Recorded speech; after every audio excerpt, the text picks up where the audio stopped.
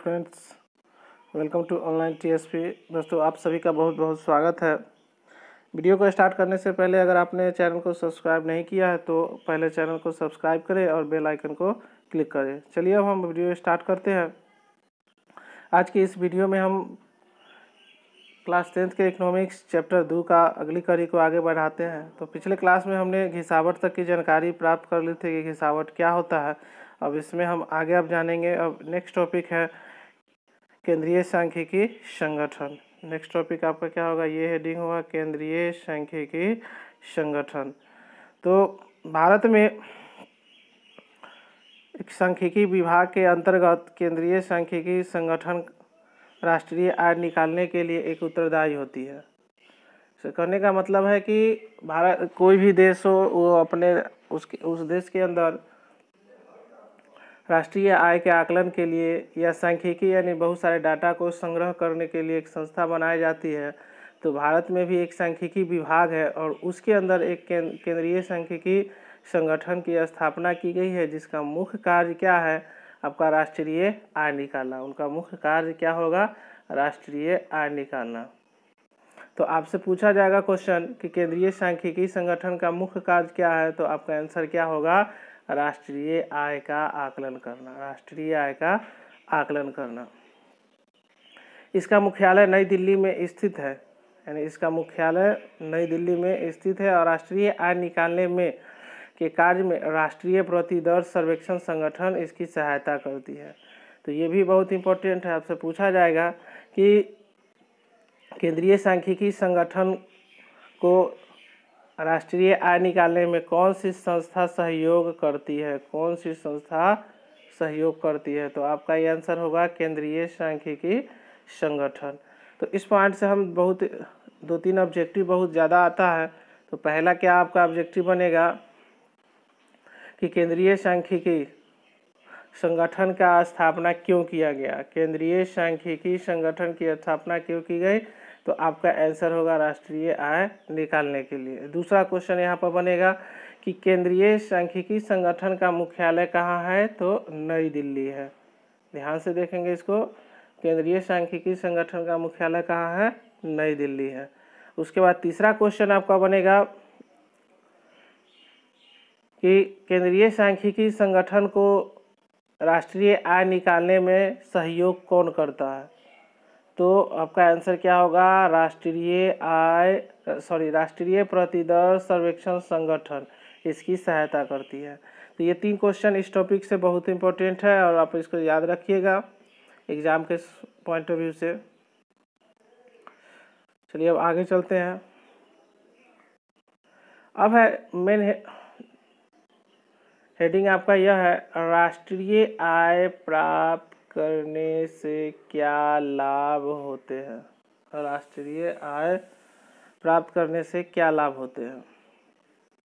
तो किसी भी देश का आर्थिक विकास उसकी आय पर निर्भर करती है और इसलिए राष्ट्रीय आय को आर्थिक प्रगति मापने का एक सर्वोत्तम साधन माना गया है। तो देखिए, वास्तविक बात है कि हमको एक स्वाभाविक प्रश्न उठता है कि राष्ट्रीय आय हमको जानना क्यों जरूरी है, राष्ट्रीय आय जानना हमको क्यों जरूरी है।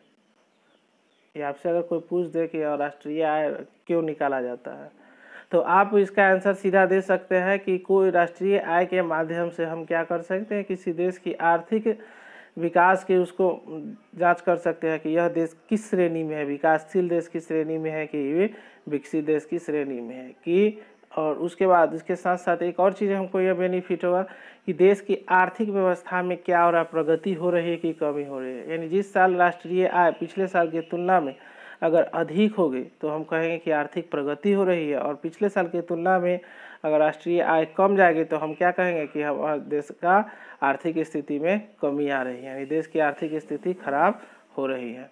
तो इस माध्यम से हम इसका एक जानकारी प्राप्त कर सकते हैं। तो आपका क्वेश्चन यहाँ पर एक इम्पोर्टेंट यह बनेगा कि राष्ट्रीय आय आप क्यों प्राप्त करना चाहते हैं, या राष्ट्रीय आय क्यों निकालते हैं, या राष्ट्रीय आय निकालने से हमको क्या फ़ायदा है। तो आपका आंसर सीधा होगा कि किसी भी देश की आर्थिक प्रगति को मापने के लिए हमको राष्ट्रीय आय की ज़रूरत होती है। राष्ट्रीय आय पिछले सालों की तुलना में यानी पिछले साल या कहा जाए यू वित्तीय बजट या वित्तीय साल यानी पिछले वित्तीय साल की तुलना में इस वित्तीय साल में क्या वृद्धि है या कमी है, तो इस आधार पर हम राष्ट्रीय आय से आकलन कर सकते हैं। अब नेक्स्ट है आपका पॉइंट, राष्ट्रीय आय के अंतर्गत किन किन आयों की व्याख्या करते हैं। यानी राष्ट्रीय आय के अंतर्गत हम क्या क्या जानना चाहेंगे, यानी कौन कौन सा टर्म यूज आता है। तो आपका एक टर्म आता है मेन, पहला है सकल घरेलू उत्पाद, दूसरा है कुल सकल राष्ट्रीय उत्पाद और तीसरा है शुद्ध राष्ट्रीय उत्पाद। तो इसको हम आसानी से समझ सकते हैं। तो इसका बोर्ड के एग्ज़ाम में ये बहुत ज़्यादा इसका जो संक्षेपण रूप है, या इसको कहे तो फुल फॉर्म भी कभी पूछता है या कभी कहेगा तो संक्षेप में करने के लिए। तो सकल घरेलू उत्पाद का इंग्लिश रूप है gross domestic product. Gross domestic product बहुत VVI है ये। उसके बाद है सकल राष्ट्रीय उत्पाद, तो ग्रॉस नेशनल प्रोडक्ट, इनको शॉर्ट में बोला जाता है GNP।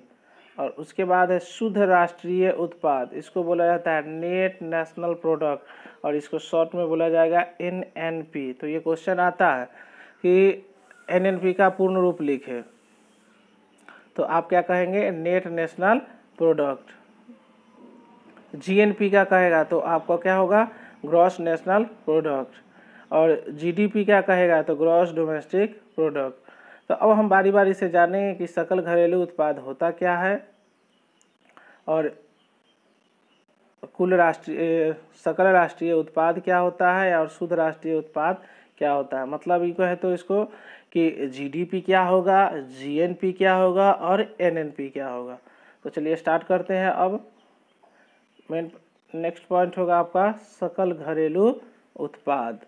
तो सकल घरेलू उत्पाद किसी भी अर्थव्यवस्था में राष्ट्र के सीमा के भीतर वर्ष में उत्पादित सभी वस्तुओं और सेवाओं के अंतिम मौद्रिक मूल्य सकल घरेलू उत्पाद कहलाता है।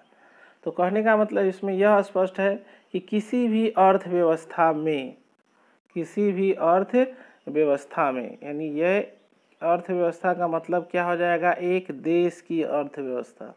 अर्थव्यवस्था आप जानते हो कि एक अधूरा शब्द है। अर्थव्यवस्था एक अधूरा शब्द है। जब तक इस अर्थव्यवस्था के आगे कोई देश का नाम अगर नहीं रहता है तो यह शब्द अधूरा ही माना जाता है। और जैसे ही किसी देश का नाम आगे ऐड हो जाता है तो स्पष्ट अब हो जाता है कि किस देश की अर्थव्यवस्था की बात हो रही है। तो हम भारत की अर्थव्यवस्था की बात कर रहे हैं इसमें। तो कहा जाता है कि किसी भी अर्थव्यवस्था में राष्ट्र की सीमा के भीतर, राष्ट्र की सीमा का मतलब भारत का अपना बॉर्डर लाइन के अंदर, यानी दूसरे देशों का नहीं, भारत में एक वर्ष, इस एक वर्ष का मतलब क्या होगा, वित्तीय वर्ष, जो कि आपको हम पिछले वीडियो में समझाए थे कि वित्तीय वर्ष क्या होता है और इसकी अवधि क्या होती है। चलिए हम एक बार और बता देते हैं कि वित्तीय वर्ष की अवधि होती है 1 अप्रैल से 31 मार्च। तो एक वर्ष के भीतर उत्पादित सभी वस्तुओं और सेवाओं के अंतिम मौद्रिक मूल्य को सकल घरेलू उत्पाद कहते हैं। तो हम आसानी से समझ सकते हैं इसको कि सकल घरेलू उत्पाद क्या होगा। तो इसको हम आसानी से इस प्रकार से समझेंगे कि किसी भी एक अर्थव्यवस्था, कोई भी अर्थव्यवस्था, तो हम इस पे समझेंगे क्या, भारत की अर्थव्यवस्था, और उस देश की सीमा के भीतर यानी उस देश की सीमा के अंदर वर्ष, यानी एक वर्ष यहाँ पर होगा तो या उसको हम वित्तीय वर्ष भी कह सकते हैं। एक वर्ष में उत्पादित सभी वस्तुओं और सेवाओं के अंतिम मौद्रिक मूल्य को सकल घरेलू उत्पाद कहते हैं। इसको हम आसानी से इस फार्मूला में भी समझ सकते हैं कि GDP, यानी आपको हमने बताया था कि सकल घरेलू उत्पाद का संक्षेप रूप क्या होता है, GDP। तो इसको हम इस फार्मूले के द्वारा, इसका एक फार्मूला होता है GDP निकालने का, उपभोग प्लस सकल निवेश, यानी हमने कितना निवेश किया प्लस निर्यात और माइनस आयात, हमने लास्ट में कितना दिया और कितना पाया। तो जीडीपी का फॉर्मूला क्या होगा, उपभोग प्लस सकल निवेश।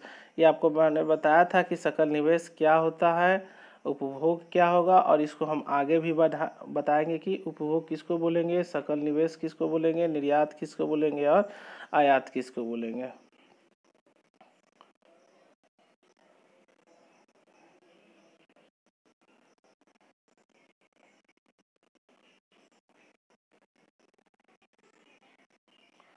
हम जानेंगे उपभोग।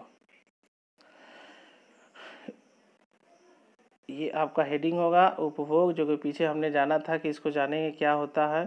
तो व्यक्तिगत घरेलू व्यय जैसे भोजन, किराया, चिकित्सा व्यय और इस तरह के अन्य व्यय को शामिल किया जाता है, और इसमें नया घर को शामिल नहीं किया जाता है। क्यों?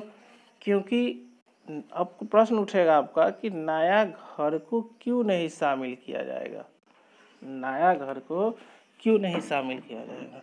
तो कहने का मतलब इसको इसलिए शामिल नहीं किया जाता है कि ये नया घर में जो राशि निवेश की जाती है वो अधिक दिनों तक ये वैल्यूएबल होती है, यानी अधिक दिनों तक ये टिकता है। लेकिन उसके अलावा ये जो व्यक्तिगत खर्च है, ये आपका व्यक्तिगत खर्च है, ये आपका कम दिनों के लिए होता है, इंस्टेंट कहिए तो। उसके बाद आपका व्यय, उसके बाद आपका ये भोजन, किराया, चिकित्सा व्यय और इस तरह के अन्य खर्च, ये सब क्या होता है ना, तत्काल के लिए है। लेकिन नया घर में जो राशि निवेश की जाती है उसको उपभोग के अंतर्गत नहीं रखा जाता है। अब हम जानेंगे सकल निवेश। सकल निवेश किसको बोलेंगे?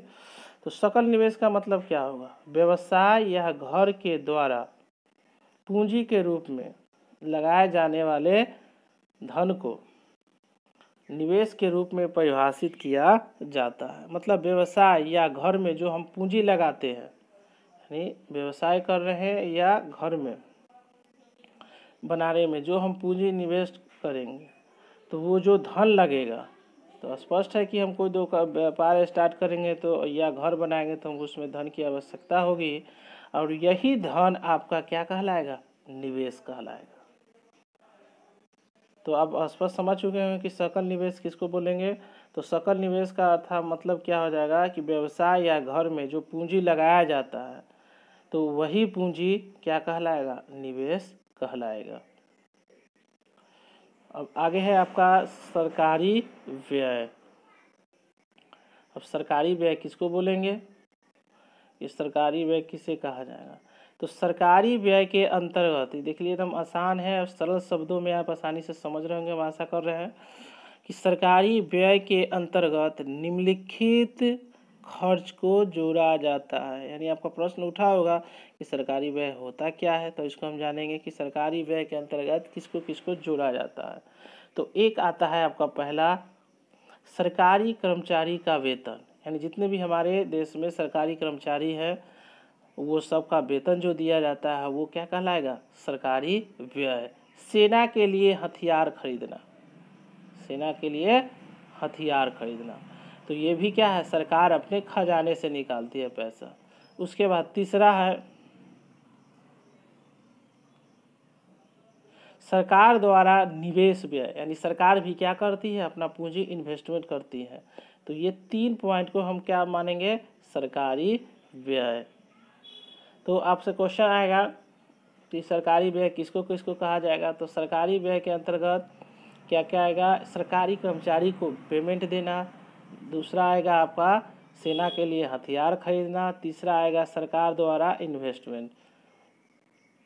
तो आप समझ गए होंगे कि सरकारी व्यय किसको कहेंगे। तो सरकारी व्यय के अंतर्गत निम्नलिखित खर्च को जोड़ा जाएगा, एक सरकारी कर्मचारी का वेतन, सेना के लिए हथियार खरीदना और सरकार द्वारा निवेश की गई राशि। तो चलिए हम थोड़ा सा इसको हम फ्लैशबैक पीछे से थोड़ा करते हैं और इसको आप आसानी से समझें कि उपभोग क्या होगा, सकल निवेश क्या होगा और सरकारी व्यय क्या होगा। तो देखिए उपभोग के अंतर्गत किसको किसको शामिल किया जाएगा। तो उपभोग के अंतर्गत आपका व्यक्तिगत घरेलू व्यय, व्यक्तिगत घरेलू व्यय तो घर में जो हम व्यक्तिगत जो खर्च करते हैं वो, जैसे ये भोजन, किराया, चिकित्सा व्यय और इस तरह के अन्य, यानी इस तरह से और बहुत सारे मनुष्य का खर्च होता है, ये सब को इसमें शामिल किया जाता है। लेकिन इसमें क्या होगा, नया घर को शामिल नहीं किया जाता है। क्लियर। उसके बाद है सकल निवेश। सकल निवेश के अंतर्गत क्या होगा कि व्यवसाय या घर या कोई व्यवसाय हम स्टार्ट कर रहे हैं या घर बना रहे हैं, इसमें जो हम राशि लगाएंगे, जो मेरा धन लगेगा, वही धन आपका क्या कहलाएगा, निवेश कहलाता है। ठीक। उसके बाद है आपका सरकारी व्यय। तो आपको अभी हम तुरंत ही बताए हैं कि सरकारी व्यय क्या होगा।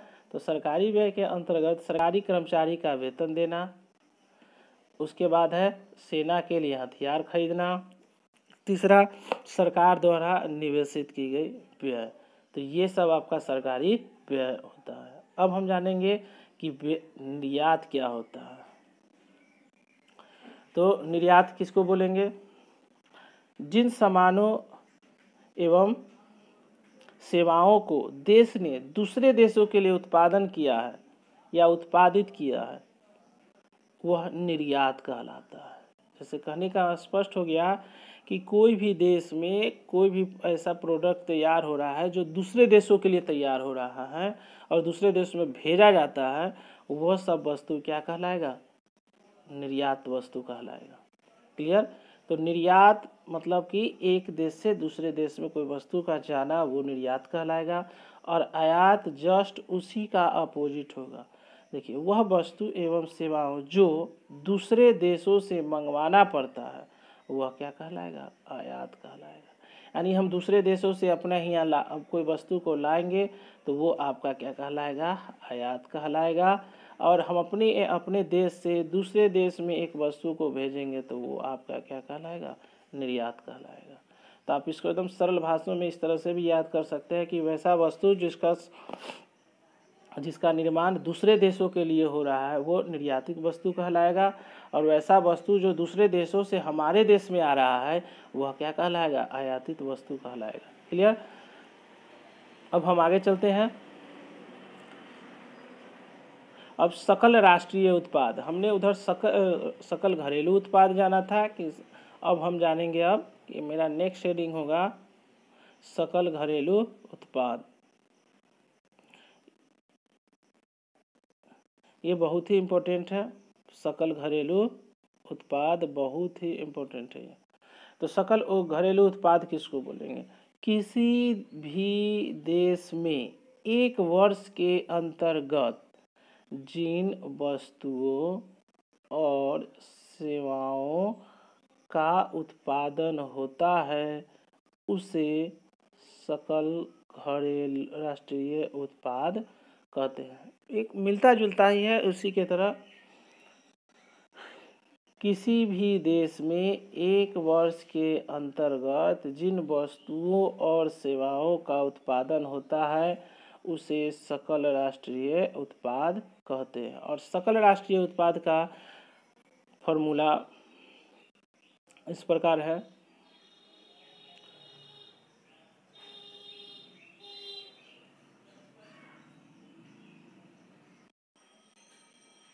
देखिए, यहाँ पर एक बराबर का चिन्ह छूट गया है। यहाँ पर GNP बराबर क्या होगा, GDP प्लस विदेश से होने वाली आय। तो हम GDP तो जानते हैं कि क्या होता है, और इसमें मात्र अब आपको ऐड क्या हो जाएगा, विदेशों से होने वाले आय। बस जैसे ही GDP में प्लस इसको हम विदेश से होने वाली आय को हम जोड़ देंगे तो वो आपका क्या कहलाएगा, GNP यानी ग्रॉस नेशनल प्रोडक्ट। और ये GDP आप जानते हो, ग्रॉस डोमेस्टिक प्रोडक्ट। ये बहुत इंपॉर्टेंट है, इसलिए मैं इसको बार बार आपको दोहरा रहा हूँ कि GNP का मतलब क्या होगा, ग्रॉस नेशनल प्रोडक्ट, और GDP का मतलब क्या है, ग्रॉस डोमेस्टिक प्रोडक्ट। तो GNP में हम क्या कहेंगे कि GDP में विदेश से होने वाली आय को हम अगर जोड़ दें तो आपका क्या कहलाएगा, वो GNP। अब इसके बाद बात कुछ विशेष है थोड़ा सा इससे रिलेटेड कि विदेश से प्राप्त आय का स्रोत क्या होगा, यानी हम विदेशों से आय हम किस प्रकार से प्राप्त करेंगे, यानी विदेश से हमको इनकम किस तरह से होता है। तो बहुत सारे अलग अलग तरीके हैं जिससे विदेश से पैसे हर देश में, यानी जो देश है उसके दूसरे देश से पैसा आएगा वो विदेश से आने वाला पैसा कहलाएगा। तो कहता क्या है कि विदेश से प्राप्त आय का स्रोत निजी प्रेषण और आंतरिक ब्याज है। अब ये सब उठता है प्रश्न आपका कि निजी प्रेषण क्या होता है। तो अब इसको हम जानेंगे कि निजी प्रेषण क्या होगा।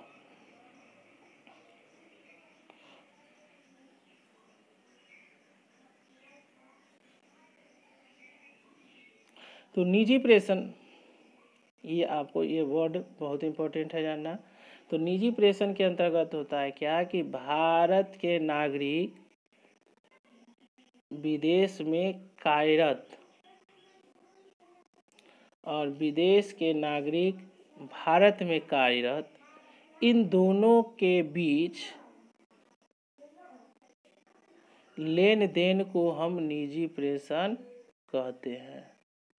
अब ये आपको समझना बहुत ज़रूरी है कि स्पष्ट है कि ये कोई भी देश है विश्व का, तो वहाँ पर ये आवश्यक नहीं है कि वो वहीं का व्यक्ति वही देश में रहेगा, दूसरे देश में वो सफ़र नहीं करेगा। एक देश से व्यक्ति दूसरे देश में आते हैं, तो वही कहता है कि भारत का कोई व्यक्ति दूसरे देश में रह रहा है और विदेश का व्यक्ति भारत में रह रहा है, तो दोनों व्यक्ति जो जहाँ पर है वो अपना आय क्या करेंगे, कमाएंगे ही, यानी उनका इनकम होगा ही।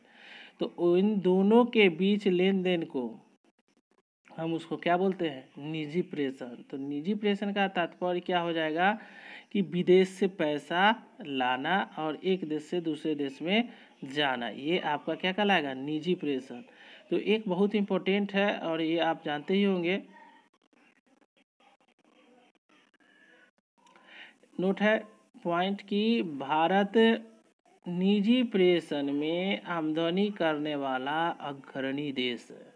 ये बहुत इम्पोर्टेंट पॉइंट है, आपको ये जानना बहुत, और आपको ये चीज़ समझ के रखना भी ज़रूरी है। और अब किसको आप आसानी से समझ गए होंगे कि भारत निजी प्रेषण मतलब क्या, कि भारत में विदेश से सबसे ज़्यादा पैसा आता है, भारत से विदेश में पैसा कम जा रहा है कार्यरत के माध्यम से, ब्याज के माध्यम से नहीं। यानी भारत से कोई व्यक्ति कमा के यानी कार्य करके यहाँ से पैसा कम ले जा रहा है, लेकिन भारत दूसरे देशों से पैसा ज़्यादा ला रहा है। तो आप जानते हो कि विश्व का कोई ऐसा कोना नहीं बचा होगा जहाँ भारतीयों का पहुँच नहीं हुआ होगा।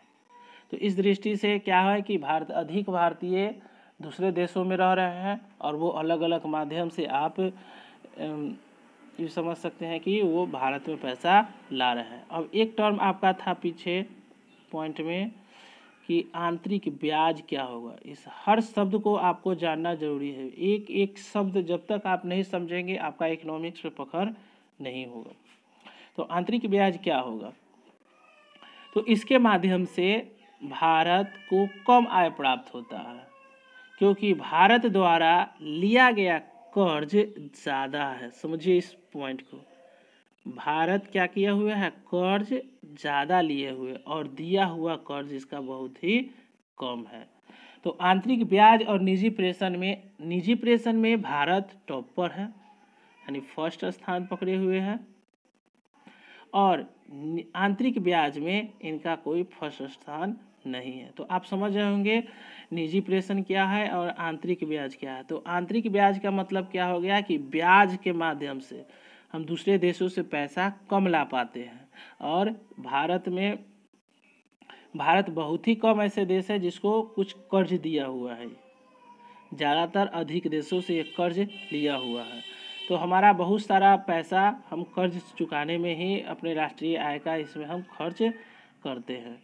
तो आप यह क्लियर हो गया होगा कि निजी प्रेषण क्या होगा और आंतरिक ब्याज क्या होगा। निजी प्रेषण में भारत टॉप पर है और आंतरिक ब्याज में भारत कोई का अभी स्थान टॉप पर नहीं है। क्यों नहीं है अगर कहा जाए आंतरिक ब्याज में, क्योंकि भारत में कर्ज भारत में कर्ज लिया गया ज़्यादा है और भारत द्वारा किसी देश को कर्ज दिया गया कम है। क्लियर। तो हम अब आगे चलते हैं।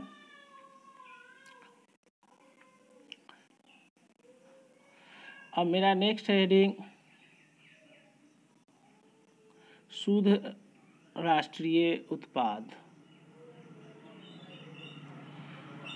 ये आपका उधर तीसरा शब्द है। पहले हमने जाना जीडीपी, उसके बाद जाना जीएनपी, अब हम जान रहे हैं एनएनपी, नेट नेशनल प्रोडक्ट। तो नेट नेशनल प्रोडक्ट का हिंदी क्या हो, रूपांतरण क्या होगा, शुद्ध राष्ट्रीय उत्पाद। तो हम जानेंगे क्या होता है शुद्ध राष्ट्रीय उत्पाद। तो सकल राष्ट्रीय उत्पाद में से घिसावट एवं प्रतिस्थापना को घटाने से जो शेष बचता है उसे हम शुद्ध राष्ट्रीय उत्पाद कहते हैं। सकल राष्ट्रीय उत्पाद यानी ये, इसको हम क्या बोलेंगे,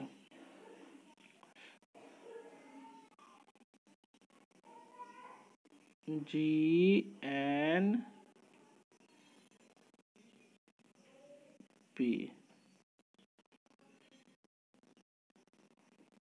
जीएनपी में से घिसावट आपको उधर हमने बताया होगा, घिसावट क्या होता है, और प्रतिस्थापना व्यय को जो घटाने से जो शेष बचेगा वही तुम्हारा आपका क्या कहलाएगा, नेट नेशनल प्रोडक्ट, मतलब शुद्ध राष्ट्रीय उत्पाद। तो हमने तीन शब्द को जान लिया। पहले हमने जाना जीडीपी, उसके बाद जाना जीएनपी,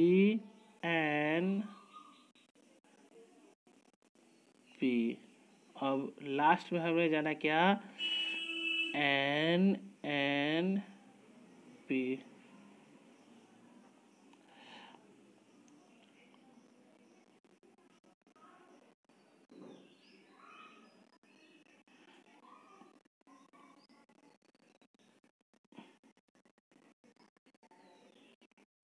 चलिए